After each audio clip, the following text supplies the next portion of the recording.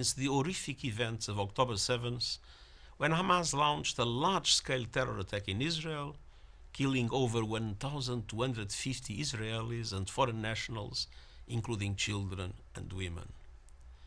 More than 250 people were abducted and taken to Gaza, including many women and children. The October 7th attack scarred souls, and on this day, we remember all those who were brutally killed and suffered unspeakable violence, including sexual violence, as they were simply living their lives. This is a day for the global community to repeat in the loudest voice our utter condemnation of the abhorrent acts of Hamas, including the taking of hostages. Over the course of the past year, I have met with the families of hostages, learned more about the lives, hopes and dreams of their loved ones, and shared in their anguish and pain.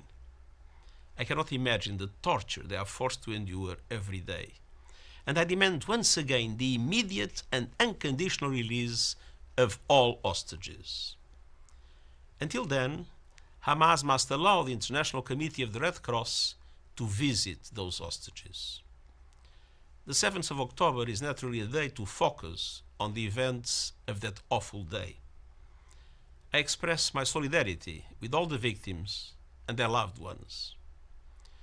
Since October 7th, a wave of shocking violence and bloodshed has erupted.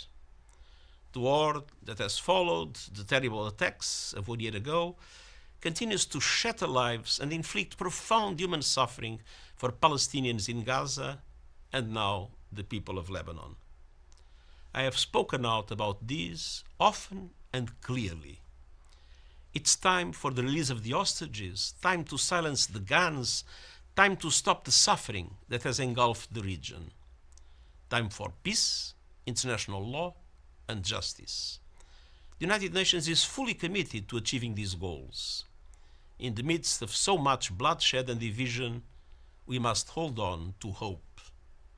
Let us honor the memory of the victims, reunite families, and end the suffering and violence in the whole Middle East. And let us never stop working for a lasting solution to the conflict, where Israel, Palestine, and all other countries of the region can finally live in peace and dignity and with respect for one another.